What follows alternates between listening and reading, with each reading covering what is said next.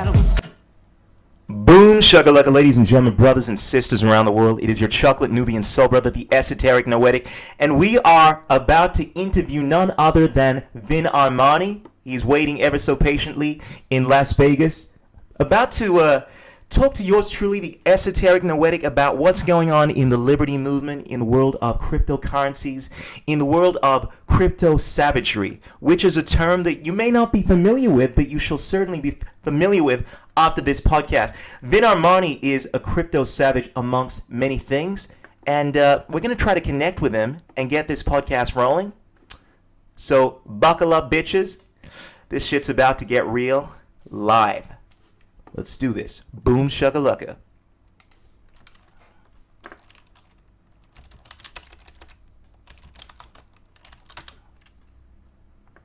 Okay.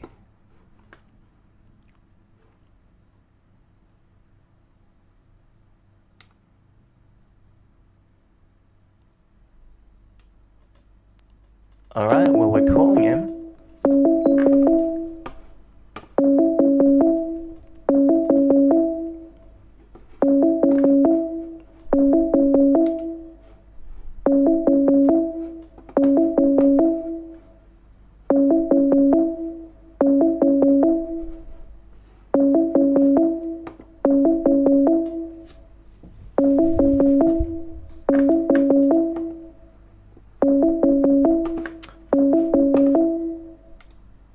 Now, I think he's just nicked up for a bit. He said he'd be back in a few minutes.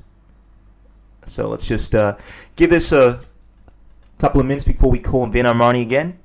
Now, I recently read Vin Armani's book, Self-Ownership, which we're going to get into. It is a book discussing the philosophy of libertarianism, the philosophy of self-ownership, philosophy of morality. Anyway, I think that's him right now. All right, let's do this thing. Okay. So, I'm a little new to Google Hangout, so bear with me as I get this thing ready to roll. Okay. Try calling him again. Okay, let's do this thing.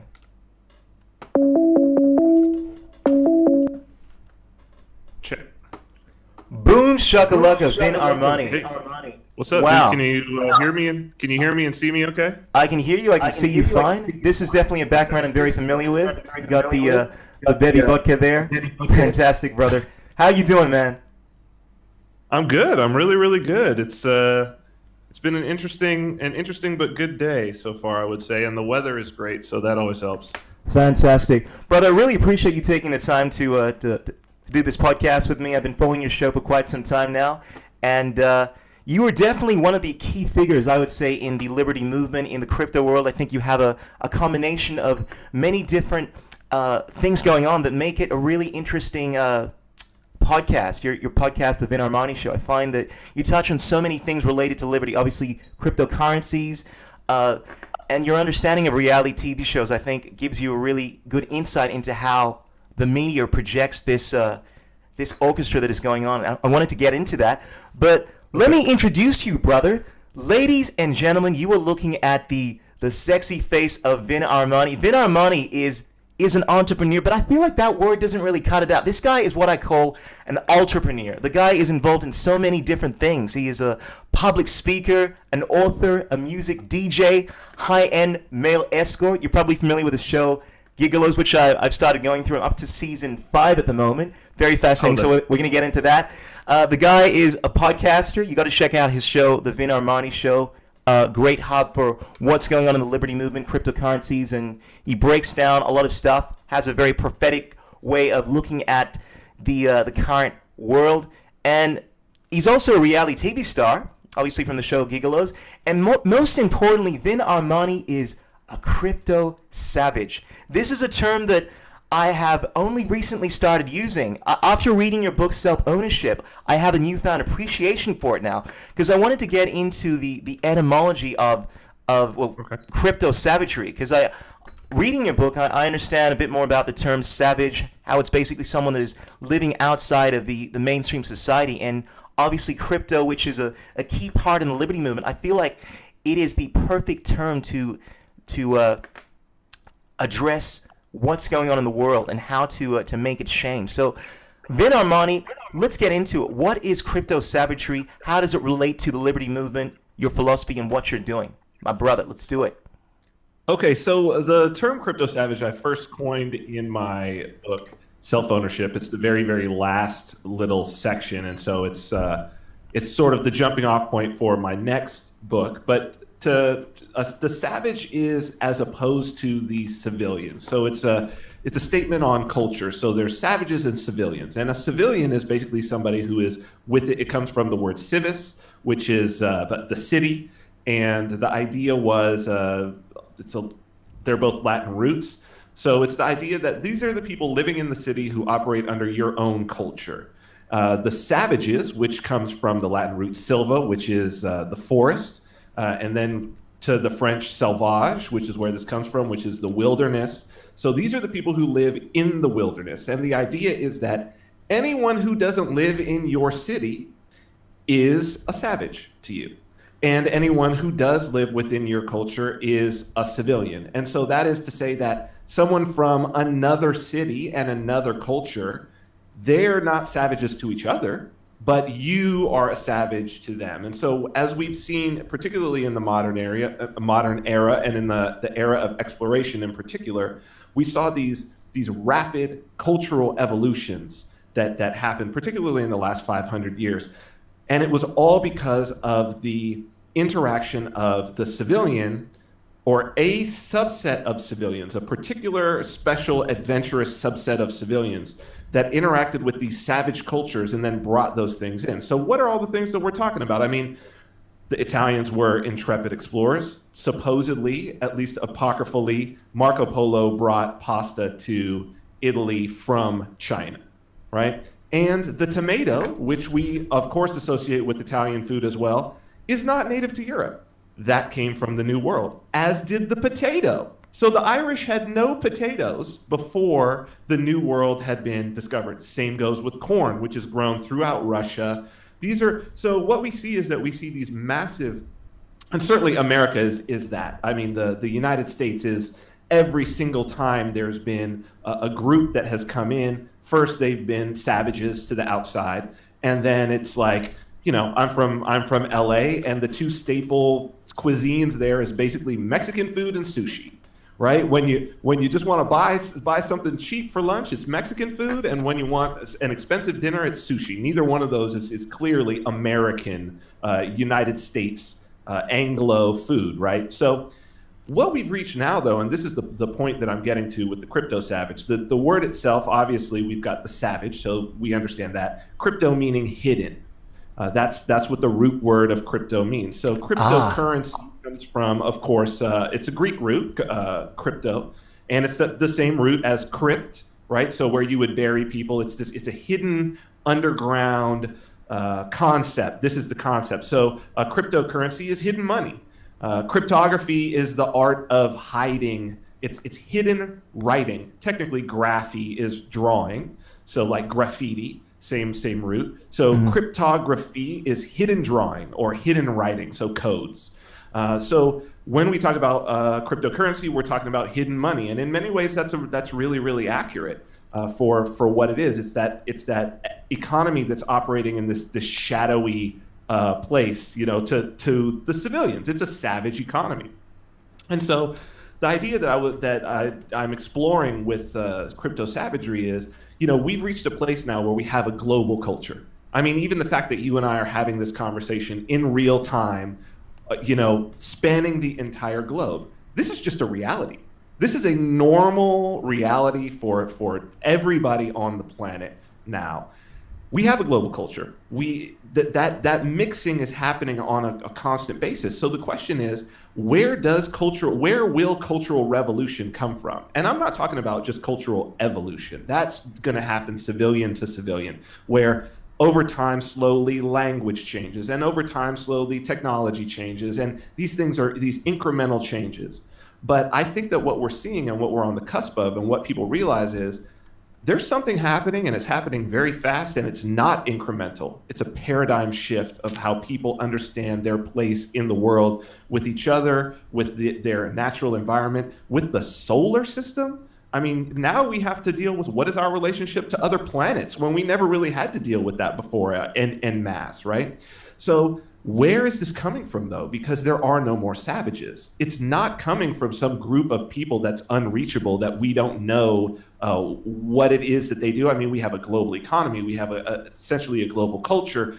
You go to another country and you turn on the TV, you may not speak the language, but you understand, oh, here's their version of, Britain's Got Talent. Here's their version of The Bachelor. And it's in every single culture. So we have this homogenous level. What I see happening is, and part of it is, it's come from, I think, a subset of the liberty community, and some people associate it with that, but I think that that's just one part of it. It's also the cryptocurrency community. I think there's an aspect of a community of artists, a community of musicians. I mean, you've got these music subgenres that are able to come up, SoundCloud in particular, that are able to come up in this way that is separated out from the culture and then just burst onto the scene fully formed.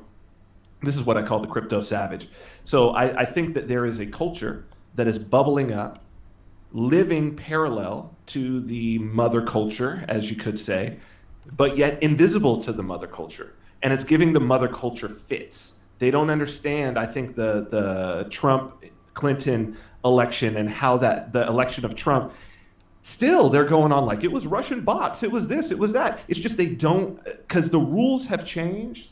And this new crypto savage culture has enough, and it's in the alternative media, it's in art, it's in music, it's in finance, it's in all of these places. They can't really put a name on it. They don't understand the rules that it's operating under. I'm trying to start to explore and articulate some of the things that we are already embodying as people who identify with this culture. And so that's it. I mean, I think it's as good of a name as any until we really figure out what's going on. No doubt. That is one powerful name and one powerful exploration into the concept of crypto savagery. In fact, I was so moved by that analysis, man.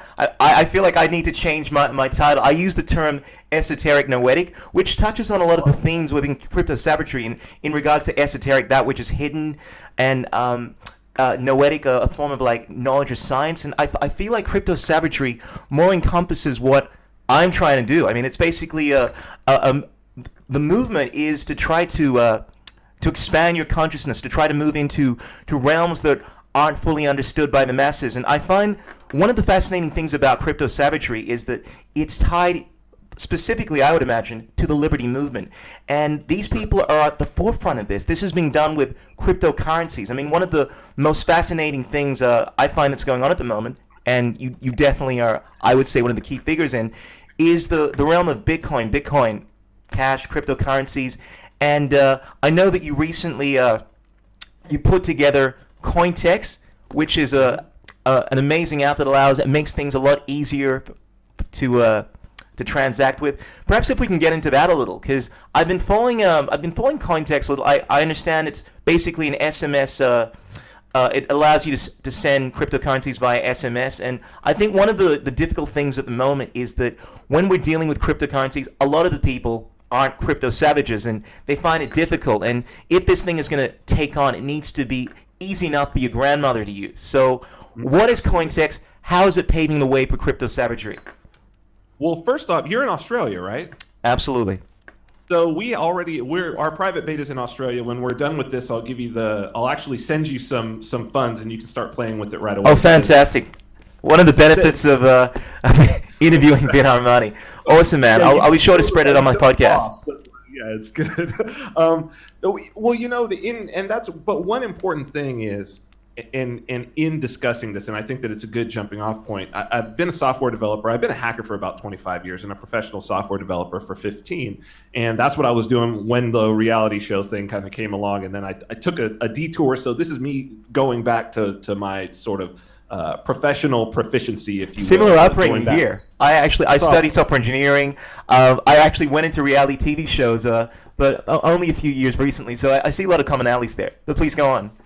Yeah, so then you know that there is a huge difference between trying to explain a vision of particularly something that's a relatively new technology concept and just letting people play with it. the difference is night and day of actually letting someone have the experience. I mean, my first experience with Uber is testament to that. And I think a lot of people that's true for as well. You could explain it all day, but to actually have the experience and then to realize, oh, wow, you see that it's an absolute game changer. So the question I think ultimately that I first sought out to answer, or the problem that I first sought out to solve with this particular product was, I've been involved in cryptocurrency since 2012. December 2012 was when I bought my first Bitcoin. And so I've had a great many years of trying to talk with people about cryptocurrency.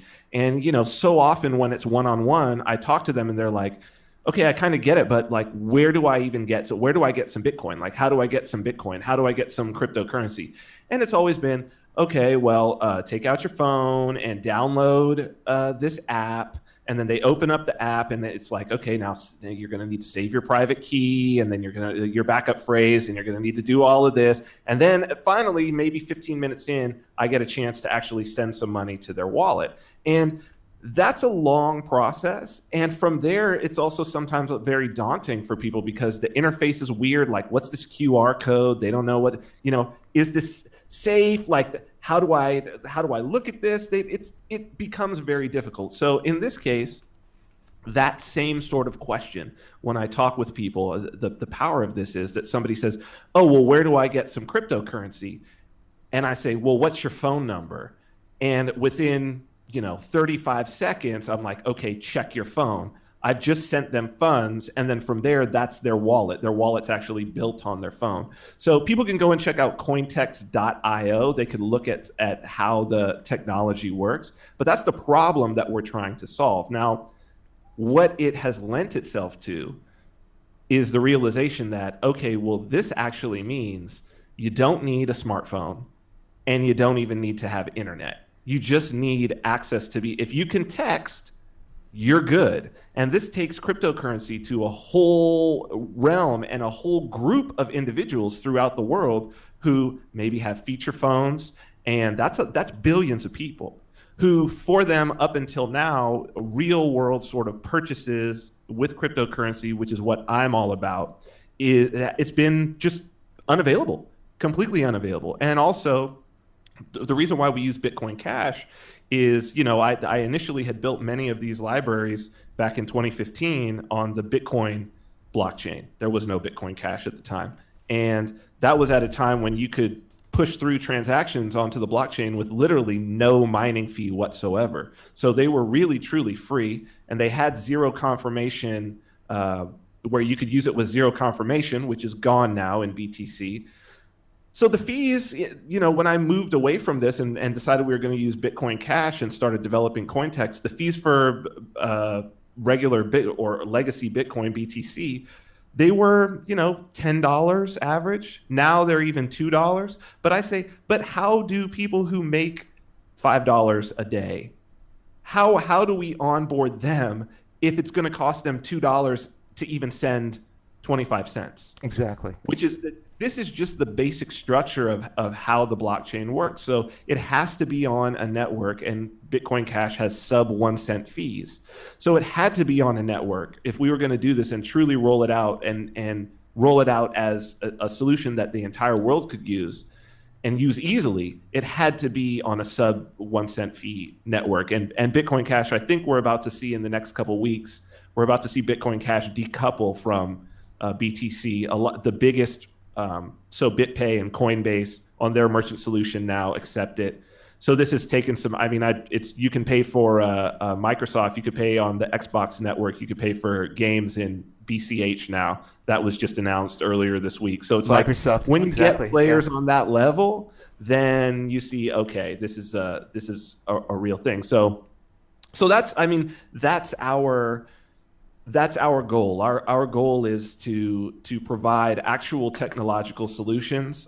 For a long time now, I've said there are no political solutions. I just don't believe that to be the case. And so Jacques Ellul in the Technological Society, great book, he's got a quote that says, "There are no political solutions, only technological ones, and the rest is propaganda." And so I just don't even want to play propaganda. I'm like, we have the capability to build the future. I think that's a part of crypto savagery, is just to say, no, let's just build it, and then let's see what happens. Absolutely. And let's do it for purpose, but let's do it for profit too. They don't have to be separated from each other. Like, if there's, Austrian economics is so key in this way, that it's like, if there is value, if people see value in X thing, if people see value in ending poverty, then that means people will pay to end poverty. And clearly they do. Clearly they do. So why not create a technological solution that will help to alleviate poverty, and at the same time will make the person who helped to alleviate poverty rich? I think that's to start making these sorts of economic incentives starts to take the greatest minds and have them start to work on things that they otherwise wouldn't, because, somebody who's a hot shit software developer doesn't want to go work for a nonprofit. They want to go work for Google. And so let's start making the Googles that actually change the world in the way that we want. That's where so this is, I believe, part of crypto savagery. This is, I believe, what's now possible. We can start thinking this way because we can crowdfund, we can do ICOs, we can self-fund a lot of this because the infrastructure is good enough to do it, and it's cheap enough. So yeah, Cointext, I think, is more than just a product for cryptocurrency. It's really a broader vision of maybe what future businesses and future projects can start to look like. Vin, that is powerful. Sounds amazing. But look, I want to play devil's advocate over here. All right. So first of all, one, the security. I mean, when people think about transacting money via SMS, I mean, the first thing that comes to mind with a lot of people, myself included, that aren't familiar with the technology behind this, I mean, is that safe? And two, I mean, you're a capitalist. Is that's bad, man? That's bad, man. And Vin Armani. Let's tackle those two issues. I mean, because I think they tie into what you're about. And sure. Three, if you mind, feel inclined to chime in on this, you're supporting Bitcoin Cash. Bitcoin Cash is centralized. Bcash. How dare you, Vin? You're a shill. God damn it! I was thinking this whole time that you actually knew what you were talking about. Do you mind I'm playing devil's advocate here. Why Bitcoin Cash? I mean, why not Bitcoin Core? And look, man, we need to just give everything away. We can't have this capitalistic mindset. That's only breeding all of the negativity, man. I love it. Well, I will say this about SMS. So there is a company called M-Pesa that's in Kenya. Africa. Yes, very familiar with that. I come from Ghana, West Africa myself. In 10 African nations. Very, very popular. In 2016, they did 6 billion transactions over SMS, financial transactions tied to the banks. So this is not like an unproven method for using, for transacting cash. We've laid out how our security works within our system. And basically, this is it's using SMS as a user interface to what is fundamentally a traditional wallet that would be like any other software hot wallet. So people can go and check that out. The other thing that I would say about this is, and Thomas Sowell quote, in economics, there are no solutions, only trade-offs, right? So there is a trade-off here, for sure. I mean, if someone manages to get a hold of your phone and they can text on your phone, in theory, they could text themselves money if you had money in your Cointext balance. We view this as a casual spending wallet, right? That we don't anticipate people to store even thousands of dollars on this thing. It's just store $100. It's cheap, the amount of money that you would put in terms of cash and put in your wallet for walking around. But it's super fast. But there are a great many. The wonderful thing about cryptocurrency is there are so many solutions. So the solution that you want for the maximum safety, I don't have my savings on Cointext, and I'm the developer. I have paper wallets, I have hardware wallets. There's all of those solutions. So that's how I would answer the first thing. Okay. When it comes to, I'll do the Bcash last. All when right. It comes to the capitalism part, yeah. I mean, it's just for me, it's a very important to understand what it is that we're dealing with when we deal with cryptocurrency. So the internet revolution was really about the transmission of data and the global transmission of data. And built on top of that is this cryptocurrency revolution, or the blockchain revolution. And that's all about the global transmission of value. And capitalism it's not a system that was ever laid out by somebody. It's only ever been described. It's not a prescription, it's a description, right? So you can prescribe certain policies that a state can do, like within a capitalist environment, which is, even socialists do that, right? Even socialism is built on top of the idea that capitalism does exist. Even Marxist communism is built on, it's a reaction to capitalism. But the capitalism is it's really just human action. As any student of Mises and Austrian economics, it's really just a description of when you have value and you have people trying to exchange value between one another in a non-violent way, you end up over time with what we've got. That's it. If it's and in a violent way, you end up with the state, right? So these are the two opposing forces. Most of the time, it's very expensive to engage in violence to try to get value out of the world. That's a very expensive proposition for any individual. Most people would prefer to say, okay, yeah, let me try to do this peacefully. Mm-hmm. And that's what we do. We go and we work a job. We negotiate with the shopkeeper. We're doing it every day. So I'm a capitalist only because I look around and I see people exchanging value peacefully. And I understand how cultures evolve, and I understand how systems operate. And I'm like, well, that's the system I'm in until somebody shows me that I'm not, and that the rest of us are not. Then I guess you could call me a capitalist, or you could just call me a realist. Mm-hmm. Now, in terms of Bitcoin versus Bitcoin Cash. Here we go. The scaling debate. This is going to divide our audience right now. It's not, for me, it's not even a debate. I say this cryptocurrency is a free market, and there are particular uses that I personally need. So for my personal use of cryptocurrency, because I use it as a currency, I have products that I sell, and I spend it. So I take it in and I spend it. I use it as currency. It's the same way. I'm an entrepreneur. It comes in, I send it back out, whether that's reinvesting in my business, whether that's spending it on the things that I need in my day-to-day. I have my savings, but then, I'd like to spend my money. I'm not speculating in this particular industry. And so what I need instant transactions. And as a developer with all the projects that I'm working on, I need very low fees. Now, for other people, transactions that take a long time and that have high fees, there are individuals for whom that's actually what they need out of this particular product. And that's fine. And if that's what you need, then there's BTC there. It's ready for you. You can go ahead and use it.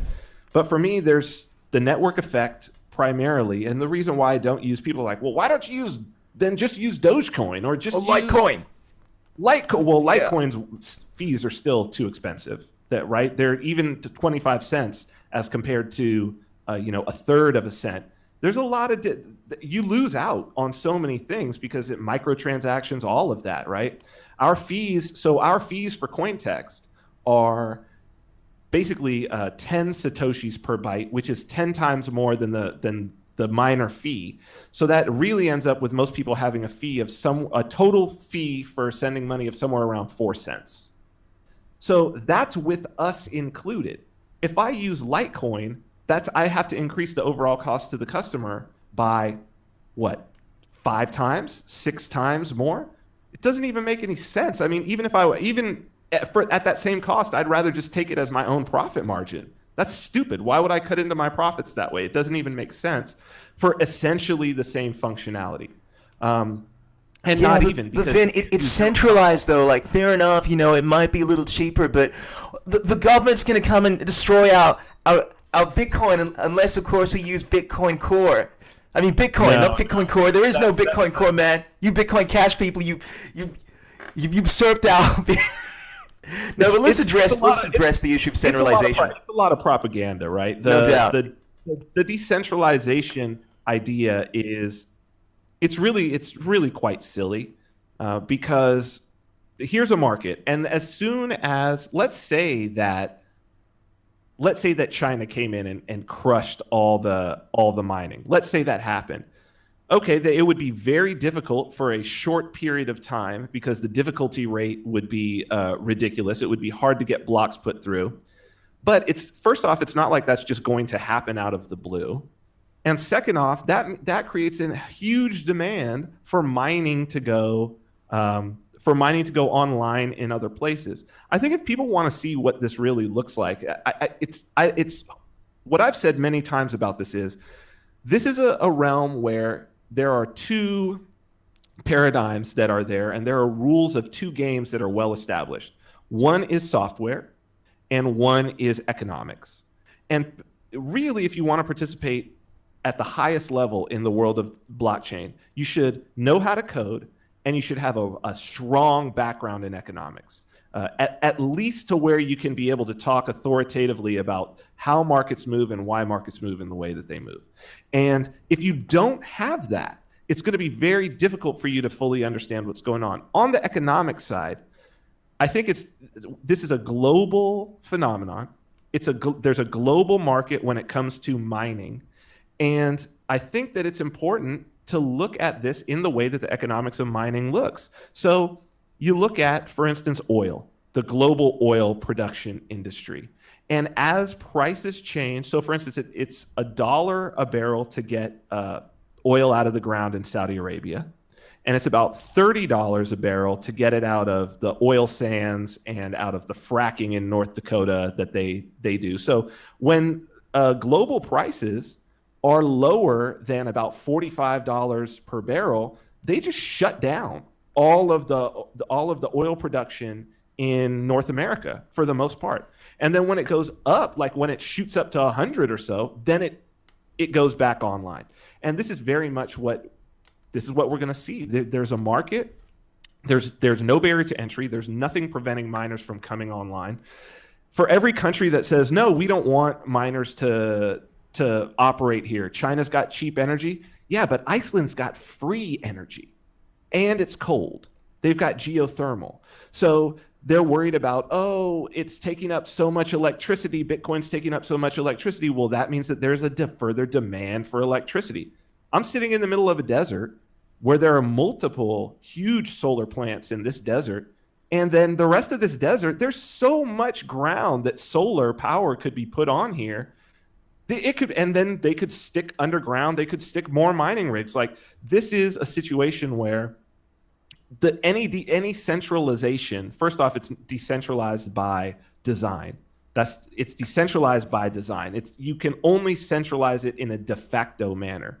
But those people who have, this is what I've often brought up. So let's imagine that Jihan Wu, who is the head of Bitmain, right? This is the China connection to this whole thing. And then why they say, it's centralized. Well, he also controls, at least that we know of, 16% of the mining on BTC. But people would say, because there are these unknown miners that are not tagged, that they don't know, let's say Jihan Wu actually controls over 51% of the network, which is the centralization claim. Let's say that he does. Now, what can you do with 51%? Basically, you can double spend. That's what you can do with 51%, is that you can rewrite blocks as they come in. But what happens if you double spend? If there starts to be these double spends on the network of these vast amounts of money, everybody's going to stop using the network. Everybody's going to move away from that network. It's going to, the price of any network where that happens, it's going to fall through the floor. It's going to go to zero. So for someone to think that is the motivation of an individual, and this is why I say you got to know economics, and you probably should call yourself a capitalist. And you got to know logic. Unfortunately, this is so oriented with religiosity. Yeah. Why would you? If you're the biggest miner, you're probably one of the biggest holders of this particular token. You've invested a ton of time and energy in mining. You have all of this equipment.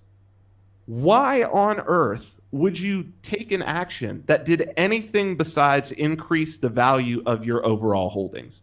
And what is the action that you take to increase the value of your holdings? You own 51%, control 51% of the network, secure the hell out of the network. That means you can prevent a 51% attack from ever happening by you just not doing it.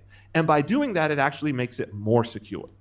And so this is the same reason why doesn't the CEO of Bank of America just start emptying out people's accounts? He could do it. Why doesn't the somebody at the Fed just, well, they do print money, but why don't they print it off the books? They totally could. Or someone at the Treasury, why don't they print it off the books and do that? Because because that devalues your entire operation. And so I'm not centralization in terms of someone having 51% of the mining. First off, I think that's a foregone conclusion. It's a foregone conclusion in any business that has any amount of value, especially when you're talking about billions of dollars, because over time, consolidation, right? There used to be hundreds of car companies in the US, and then it went down to 4, right? There used to be hundreds of search engines on the internet. How many search engines are there now? How many platforms for putting, I've worked at several of the early startups that were video and audio-based social networks. How many of those do really exist now? You've got YouTube, and then what? Like, you've got some minor ones that the Liberty community is interested in. You've got Vimeo for people who want to put really high quality content on, but you can even do that on YouTube. Who else? How many social networks are there? There were hundreds in the days of MySpace. Everybody was trying to build one. Now, how many are there that are and most of them are owned by the same 3-4 people. So consolidation happens in any industry where there's a lot of money.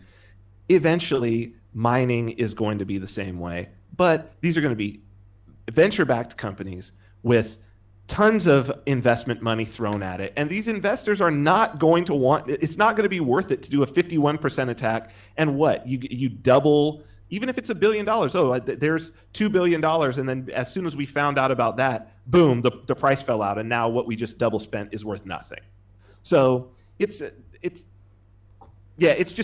propaganda. It's pure propaganda. I hear what you're saying completely, Vin. I think a lot of this stuff, it comes down to people's philosophies. I find that you find a lot of the libertarians, the anarcho-capitalists, from my experience anyway, they tend to be leaning towards Bitcoin Cash support. The original movers of cryptocurrencies, they've obviously moved towards the Bitcoin Cash fork. And I found, because there's been such a move where the general population has gotten involved in Bitcoin, the influence in Bitcoin Core has become mainstream, which I think reflects this socialist philosophy. I think a lot of the people that are in this camp are more concerned about power and people not having too much power, when within the anarcho-capitalist model, it's about competition, provided you're not using fraud or violence, so to speak. It's completely acceptable. So a lot of it, I think, comes down to that, and then the religiosity that seems to go on. I found that, I'm like yourself, a huge student of history, and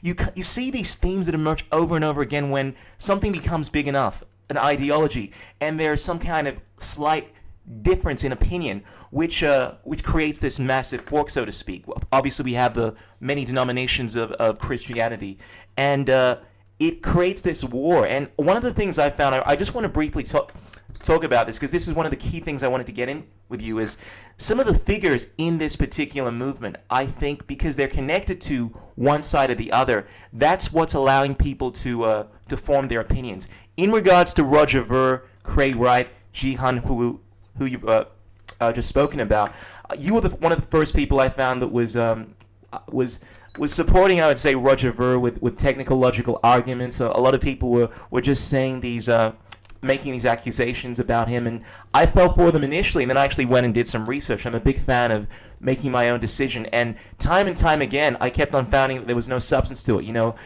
Roger Ver's a brick fraudster. He's pumping and dumping and all this kind of stuff. There's no evidence for it. I want to speak about, two of the main figures, because I think one of the biggest things going on at the moment is, it's all about characters, and I would say Roger Ver, one of the key figures, the first investor of Bitcoin. Why is it that you support him? Or it seems as if you're I don't know what your situation is with him. I don't know if that's a correct characterization. All right, well, fair enough. Well, let me perhaps if you could just address, because I've listened to your podcast and I've seen you address many of the accusations that are made against him, and I guess a lot of people in their subjective mindset would see you, because you're defending him, as not necessarily supporting him, but at least not wanting to buy into the arguments. And Craig Wright, you've obviously had the pleasure of interviewing Craig Wright, and he's one of the contentious figures in the Bitcoin world. And whereas I realize it is a sensitive topic, I would like to get your opinion, just in regards to not necessarily their character, but the attacks that have been made about these figures, because I think this is what it very much comes down to. Well, I've been thinking a lot lately about the BTC core troll phenomenon. It's been very interesting, and so what I've come to is this idea that you've got a group of people, and we have this software. It's a unique in terms of communities of people who are gathered around open source software, which I have been for a very long time as a software developer. And what's interesting about it is that the majority of people interested in this space cannot code. That's a very important thing to realize, because if you can't code and you're in this space, there's basically only 4 things that you can do. You can buy, you can sell, you can hold, and you can troll. That's it. Those are your only options. The only activity that you can take to change anything.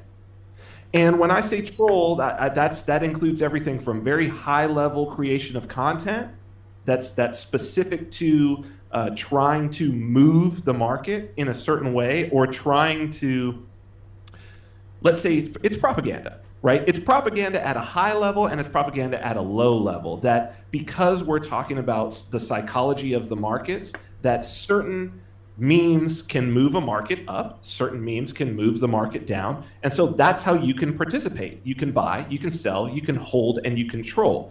The people who can code in this space can actually do some things that affect the market in a different way, and that is they can actually create some solutions. And those are the places where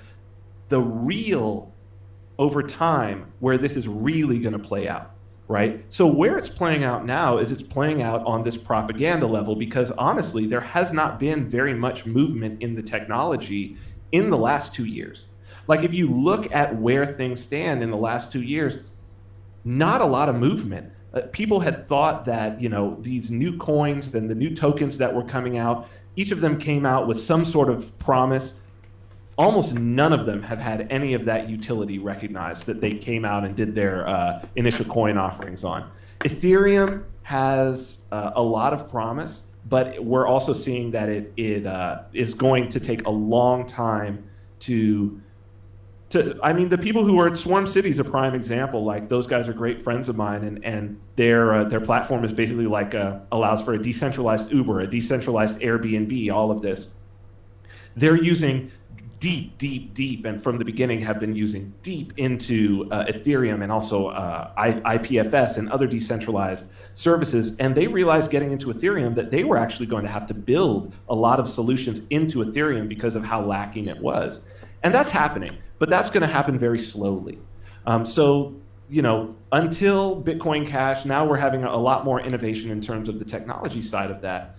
But up until that point, to specifically deal with Roger, when it came to the propaganda, it's not that I support Roger. I actually think that the way that Roger has approached this whole thing in many ways has not been very smart. It's entertaining, though. Yeah, it is. It's incredibly entertaining.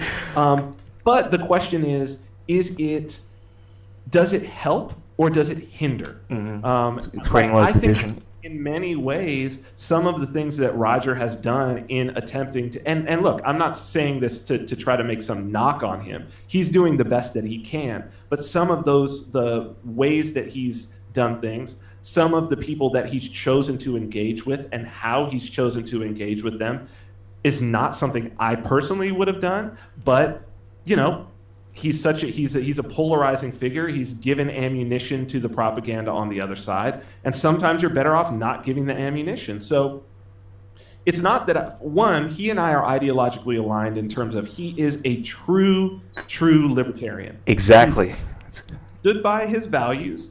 This is not Roger Ver is not some like flash in the pan libertarian. This guy's been at this for decades. He's gone to jail over his beliefs. He's been targeted by governments. This is part of why he's got, I don't want to call it a chip on his shoulder, but he certainly has a certain passion that is very personal about the adoption of cryptocurrency and bringing this to fruition to free people for the basis of liberty. And so that's where I truly believe that that's where his passion comes from, understanding him, knowing him, getting a chance to talk with him, getting a chance to kind of grill him on a few things. That's where I believe his head is at. And so when I see, look, it doesn't matter whether I like somebody or not. It's very important to me that people understand, especially people who are listening to me as some sort of an authority on cryptocurrency. It's very important to me that what comes out of my mouth is as close to the truth as I understand it. And if that just so happens to align with what Roger is saying, then I'll say, well, this is what Roger's been saying. And if it aligns with something if it's against what Roger's been saying, I'll say, well, you know what, Roger's actually wrong on this point. And that kind of brings us to Craig Wright, because he and I disagree on quite a few things, in particular, the role of intellectual property in this space. So I have no qualms about publicly arguing with Craig, which I do, and I have.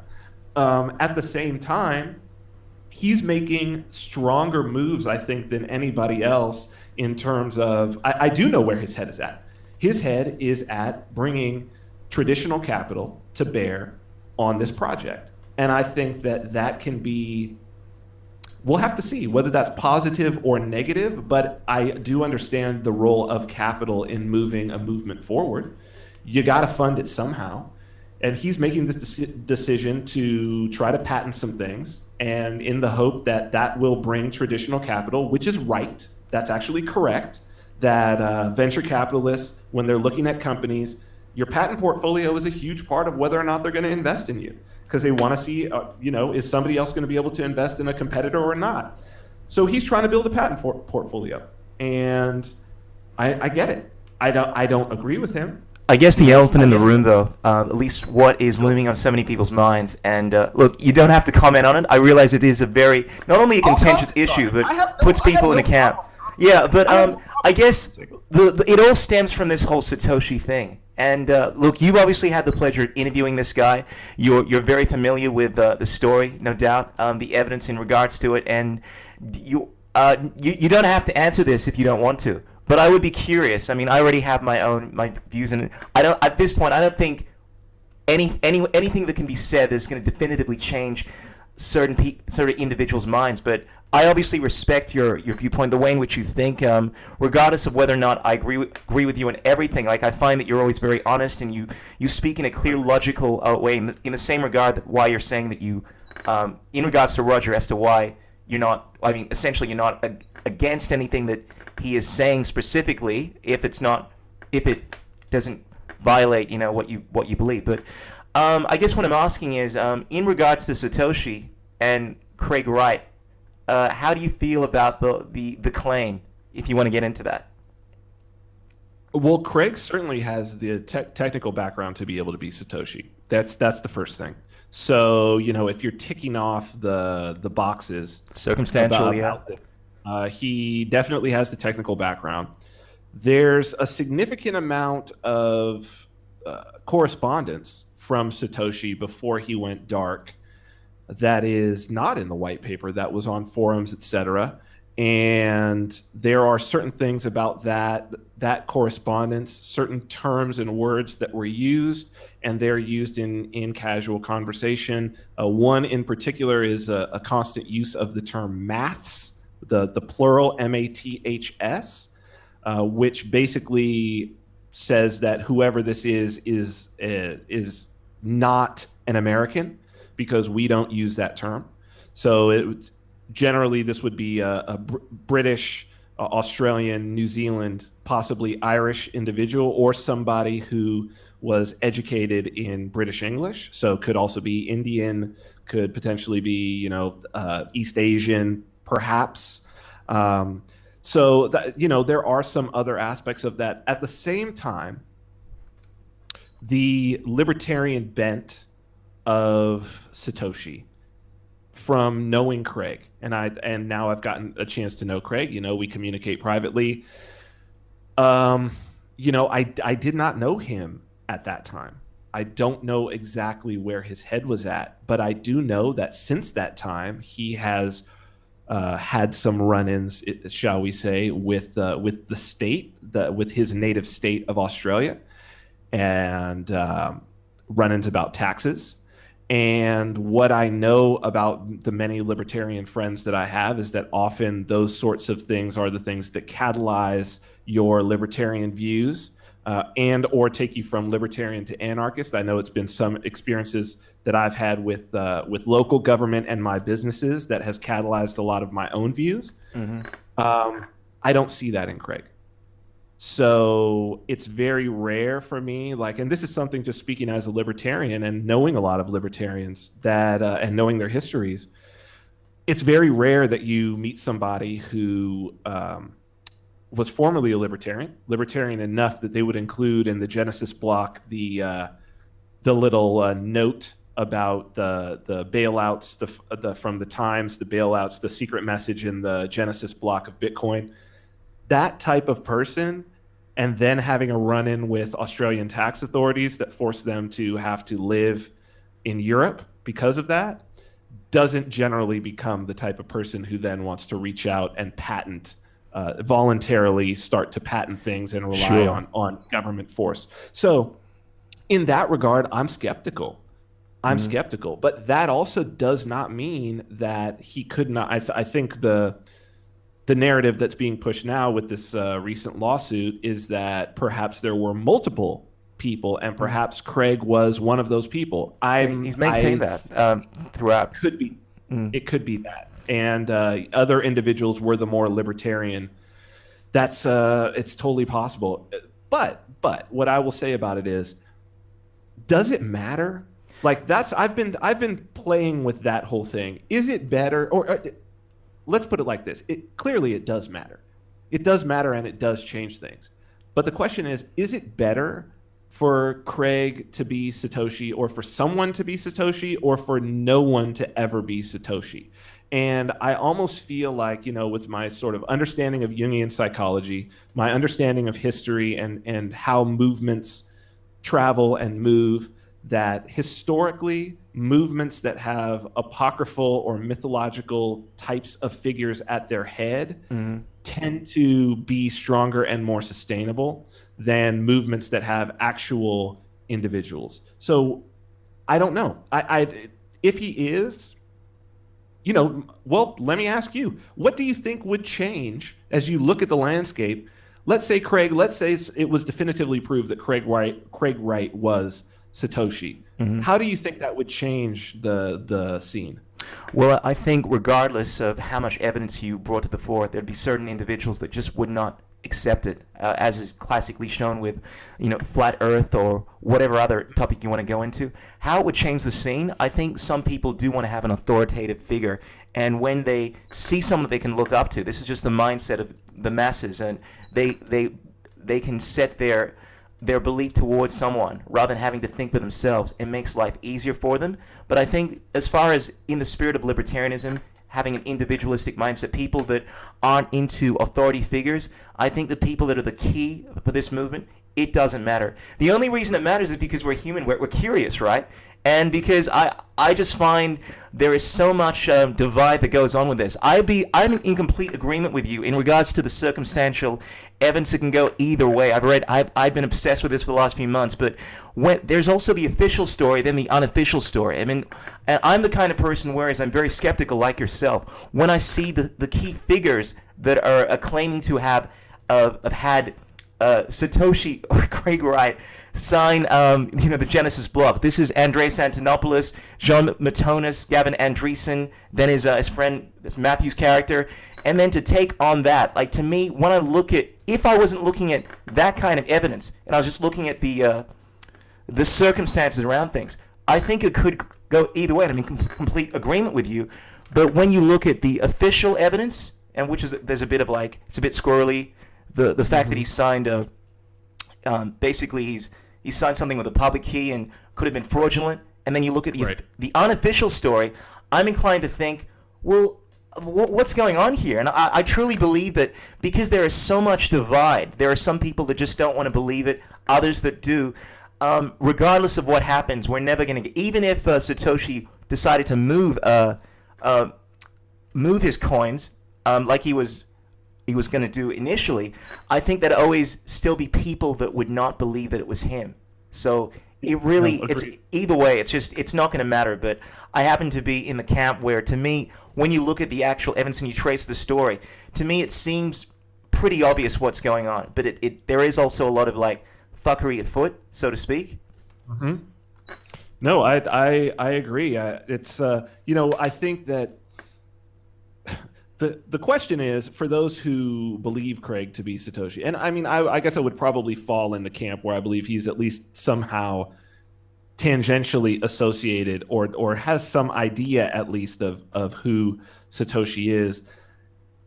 Am I, would I want Craig to be Satoshi? Like, that's the real question.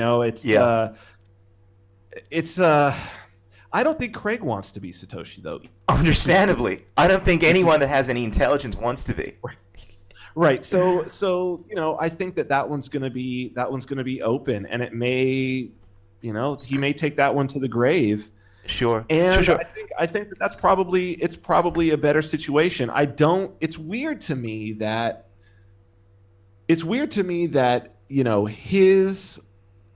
his motivation for wanting to be involved with Bitcoin Cash is very, very clear.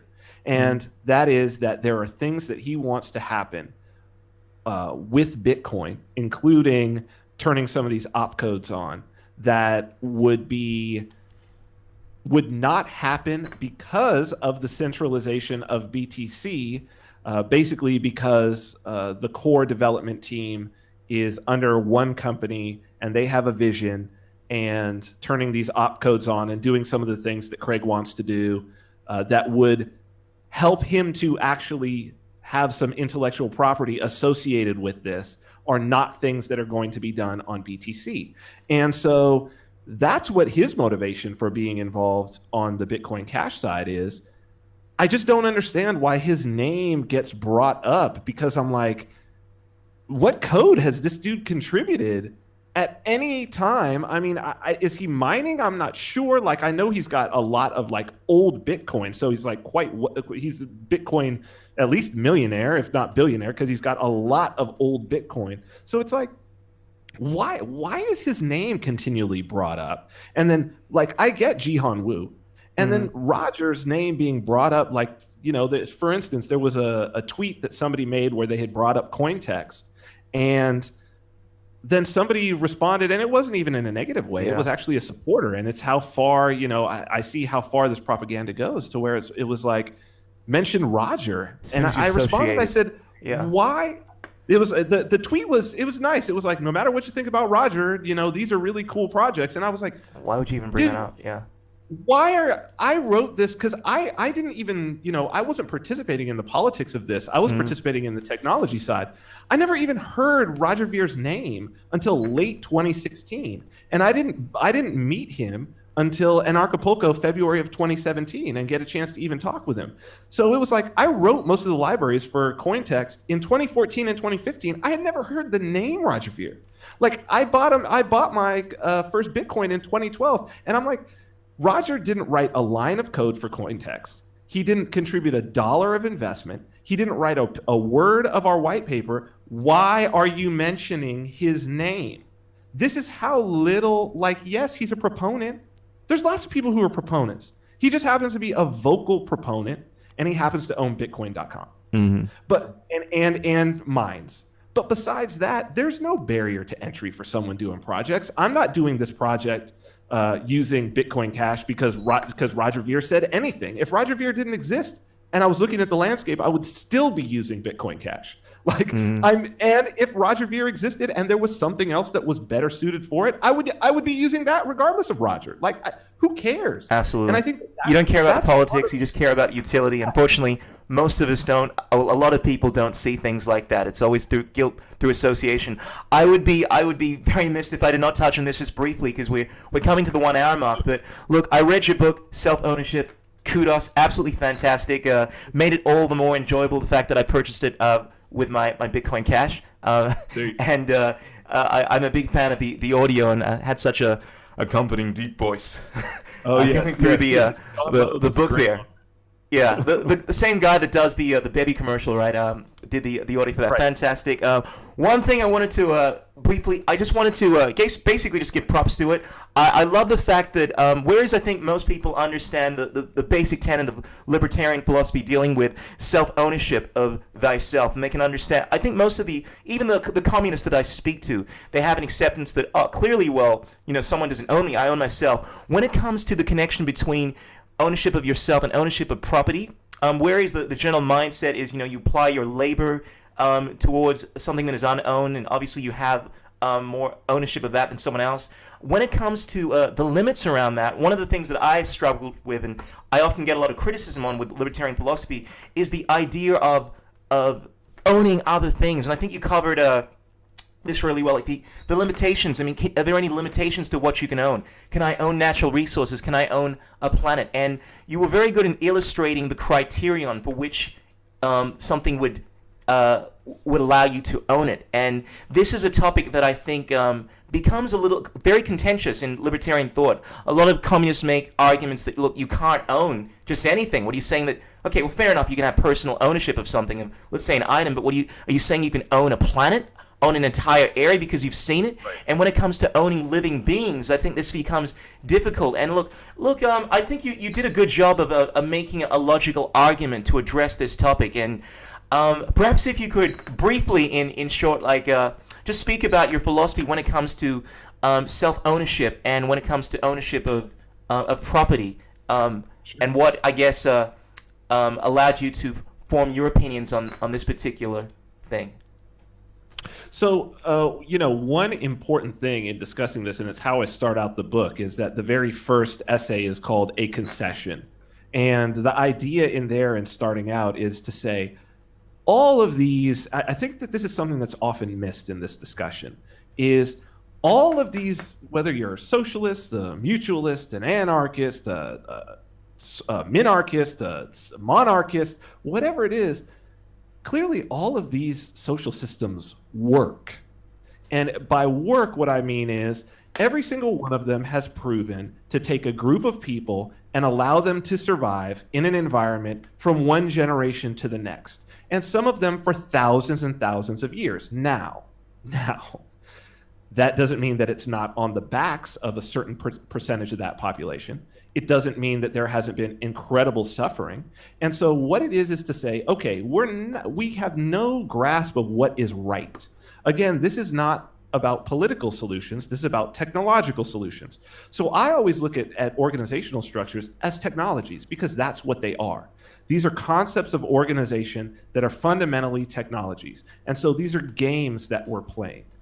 And so when we start to look at which game do we want to play, it's about, okay, how do we measure that? And for me, the measurement is, well, which game can we play that allows the greatest amount of fulfillment and the least amount of suffering for the greatest population of people? Fundamentally, what we would want is the least possible suffering for everyone. The least possible suffering and the most possible that people are, that's why the pursuit of happiness is a pretty good term, right? Mm-hmm.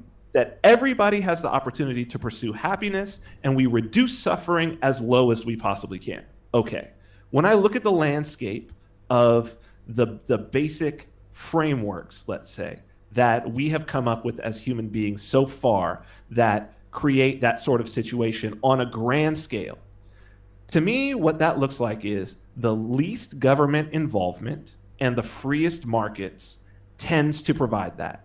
That isn't to say there isn't suffering. Absolutely not. That isn't to say that things can't be better.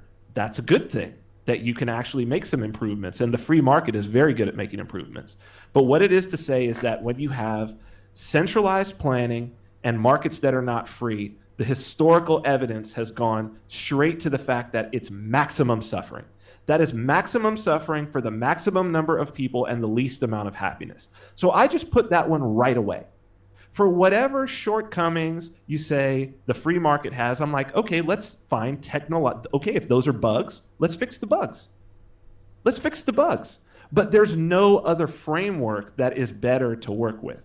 So what I wanted to get into with that is that where I see one of the biggest bugs, and when we're talking about this goes to the idea of ownership, is that when we start to define what are the boundaries that we want to draw around ownership, what my rubric or my metric for drawing those boundaries is, okay, what boundaries can we draw where we can have a society that can settle claims? So you're going to have claim conflict. You're going to have somebody say, this is mine and this is mine. What societies or what system can we put in place? What are the rules of the game where you can actually have a society where everything that someone can make a claim to being owned, we can arbitrate peacefully? That we don't need to involve state violence, which for socialism, it's mandatory. It's mandatory to say, in order to have an equal distribution of property, you're going to have state violence. You're going to have violence because human beings being what they are, some are going to have more, some are going to have less. And those that have more are not just willingly going to give up the more that they have to the people who have less, particularly because any human being who is accruing and acquiring value and wealth over time is also probably a human being who has a long time horizon, right? So these are savings for a rainy day.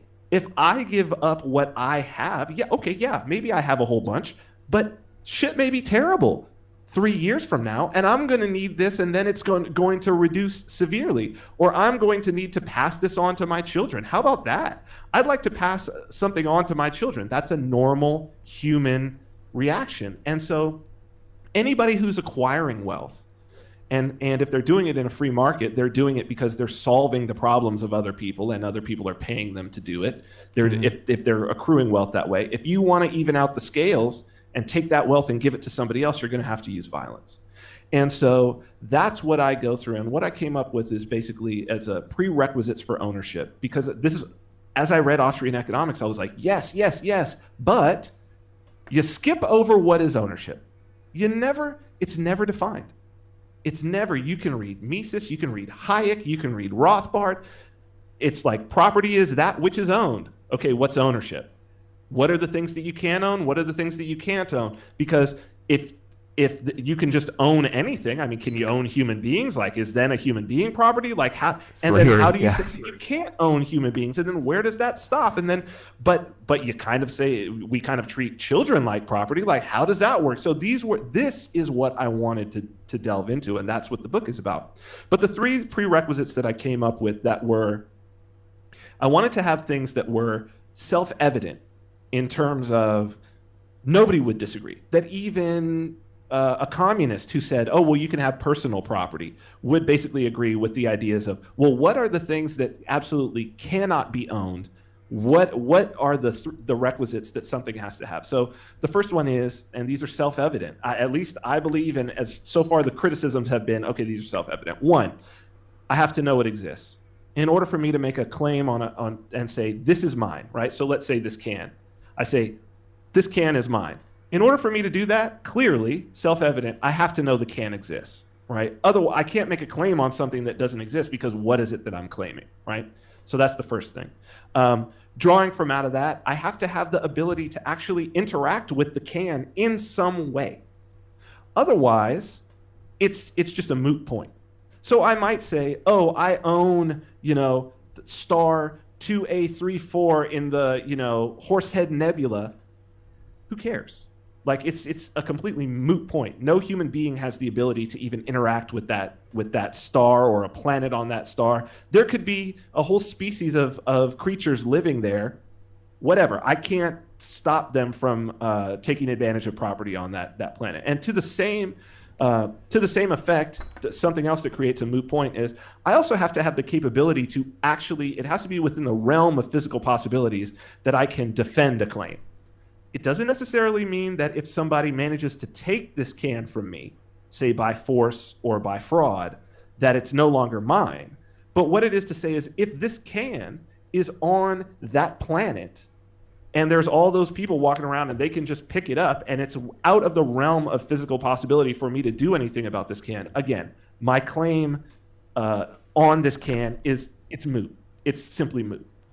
So if you have those three things, those can all, we can deal with arbitration, because from there we can, that's the reason for, that's the why for why the Lockean idea of original appropriation works. That's the why for, so you start at this place and then you draw backwards, backwards, backwards, backwards. So how you draw backwards is you say, okay, how would we do this personally, peacefully? How do we assess who owns what peacefully? Well, we do this, we embody this. It's some method of provenance, some method of, I own it now, let's trace back the line of ownership, right? So you say like with a car, you've got the title, and you can trace the title back. With a home, you can go down and pull the record of title from until the time that the house was built. You can see who all of the owners were. These are things that we can record, and for the most part, this works great. We embody this, we do it all the time. We transfer ownership with receipts, with bills of sale. This is why we use these things, right? We know how this works. We do it every day, peacefully, it works. Okay, great. So that's a great system. So now when we trace it back to who was that first person? Who was the original owner? This is where Lockean appropriation comes in. Because clearly, if we're all accepting that like, oh, this idea of title and like, it's mine because you gave it to me and I can prove that you gave it to me and you can prove that you bought it because you have the receipt, like this works. How do we do this first owner? Well, so far, the only way and the way that makes logical sense and the way that is completely rational is this idea of, well, it's got to be related to labor. It's got to be an unowned item plus my labor. And because, so the unowned item plus my labor becomes my item. Well, since I didn't own the item, but yet ownership becomes a property of this item, it must come from my labor. So that must necessarily mean, and this is something that that some critics have had a problem with, is the idea of owning labor. Because I say it must mean that you own your labor. Because otherwise, ownership itself just sprung out of nowhere. There has to be some original way that that property was placed there. You own your labor, and this is the reason why. What is labor? Well, labor is a manifestation of your body and your mind in concert with each other towards a specific purpose. Because you own your body, that must mean then, so now what we're doing is we're going in the opposite direction. You own your labor. What is your labor? Your labor is the property of your body and your mind. Well, if you own your labor, then that must mean that you must own that from which your labor was created. You must own your body and your mind, right? And so then what are these things? It's really fundamentally, what do you own beyond that? What is your mind? What are your thoughts? So it's your thoughts and your sensations, which now we take it back into this abstract place. And that's what I do in the book, is that I seek to trace it back. And that's the self. That's what self-ownership is all about. So if we take it from that place, and then with that saying, okay, that makes sense. This is an articulation of something that we are manifesting, that we're embodying. And then you start to move it forward. Now you can move it out into a realm of, well, that's also, we're talking about morality as well. So this is where all men are created equal comes from. If I want to create a society that is peaceful, that means that I have to recognize the individual. That means that I have to recognize this all men are created equal. That's why that was created. That's why it works. So this is a rational proof of property and of morality. Using just first principles, not drawing on authority of anybody else, but just things that people can see in their average everyday life and just tracing it back to first principles. Well, kudos, brother. I think the explanation that you give is not only principled, but it's utilitarian. I think a lot of the issues some people have with libertarianism is they think of it as too dogmatic and don't see the practicality of it. So I like the fact that you went in that direction and makes it usable to the general public. So kudos once again. I think you've done an amazing job with it. I look forward to your next book, part 2, which you're writing in that, and I'm yet to check out the Tao of the Gigolo. Well, perhaps I would love to have you on another time in the future. You've been very generous with your time, brother. I really appreciate that. I try to keep these things down to an hour. Otherwise, I tend to waffle on, and the short attention span of the generation this day and age. No problem, man. No problem. But Vin, you are a scholar. You're a gentleman. I appreciate your activism tremendously. I've been following your podcast for the last several months, and I like the way that you approach things. Even when I disagree with you, I like you as a person. The fact that you're logical, you're consistent with your arguments, and bro, I just want to salute you. I can't think of enough superlatives to give you. So, brother, thank you once again. I look forward to watching your podcast and checking out your stuff. And one of these days, I might head down to the conference, Anarchapulco, absolutely. You got to. But Vin, I will definitely plug the hell out of your book, Self Ownership, and I have it up on my podcast, which you can check. I'll put the link. I'll share it on Twitter. I'll tag you so you can post that out there. And brother, was there anything that you wanted to share before I wind this thing down? No, I mean, if people want to check me out, they could go to vinarmani.com. That's a pretty good jumping off point for everything. My podcast is there. The book is there. Our newsletter, Counter Markets, is there. If people want to check out CoinText, which is the SMS service we were talking about, they can go. Our public beta is March 27th. It's going to launch, and it's going to launch in, we're already in U.S. with the private beta. We're already in U.S., Canada, U.K., and Australia. Private beta is going to add South Africa, Netherlands, Sweden, and now we've also decided we're going to add Israel, Ireland, and New Zealand. Eventually, awesome. By the end of the year, rolling out to 54 countries with the total population of about 5.1 billion people. So that's our year goal, but people could go to cointext.io if they're in any of those initial countries that I mentioned, particularly Australia. It's been very popular there. So you can sign up for the public beta and you'll get notification of how to use it on the 27th. Fantastic. So that's it, man. Thank you, brother, for having me on. It's been great. Well, thank you. I just want to put it out there, by the way, I'm completely on board with the whole, with what you're doing, Cointext, Bitcoin Cash all the way. In the spirit of Rick Falvinge, I think, I listened to one of the podcasts where speaking about how he made himself the CEO of Bitcoin Cash. I decided to play the little game, and I now consider myself the MC/deputy treasurer, even though I have no understanding of economics, really, of Bitcoin Cash. And I've been plugging this thing, man. So I'm definitely on board. Yeah, I'll link up with you in a moment. I'm just going to wind this podcast down. I'd love for you to give me the details on the Cointext there. And okay. Vin Armani, thank you once again. It is a pleasure having you on the Crucial Journey podcast. I look forward to hearing more from you, my brother. I salute you. Thanks, bro. Boom. All right, see you later. See you, brother. Be in touch. Ladies and gentlemen, there you have it. Vin Armani, a scholar, a gentleman. It has been an absolute pleasure having him on the Crucial Journey podcast. I've learned so much talking to this guy. I think regardless of whether or not you agree with everything that Vin says, he is someone that really understands his craft. This guy is well-versed in so many different things. I mean, if you check out his book, Self-Ownership, you realize that this guy has a deep understanding of philosophy, libertarian ideals, has a deep understanding of technology, and the fact that this guy is drawing from so many different disciplines, I think, really gives him a thorough understanding of how the world works. So he's definitely a huge source for wisdom for me, and I've definitely learned a lot checking out his stuff.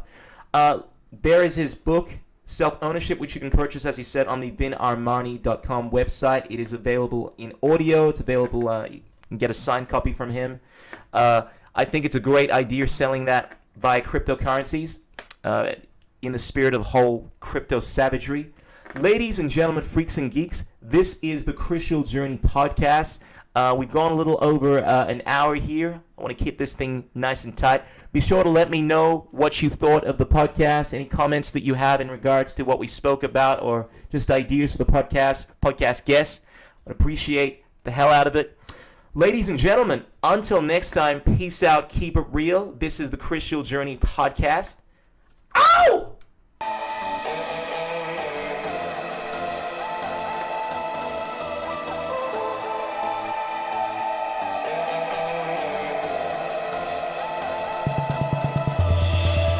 Told me that it can't be done, but I told you the battle was over before the game was done. Now if you think that I'm gonna let you run my body, my heart, and my mind, then you better listen, son. Oh, you think you're invaluable, you act like you made gold, think you're gonna soar like a bird beyond impossible.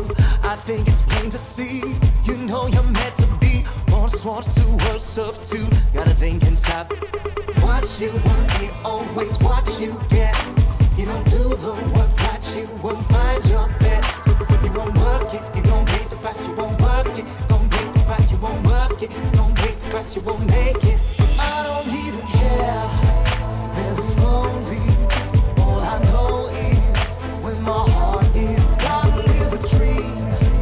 We believe in, throw my hands up, touch the ceiling. I don't even care where this road leads. All I know is when my heart is, gotta live a dream. Keep believing, throw my hands up, touch the ceiling. Say that you were a liar, that you shouldn't mess with the fire. Don't have to build to succeed, but you're kicking ass, Bruce Lee. You want it, you got it, gotta fight the doubt, stay on it.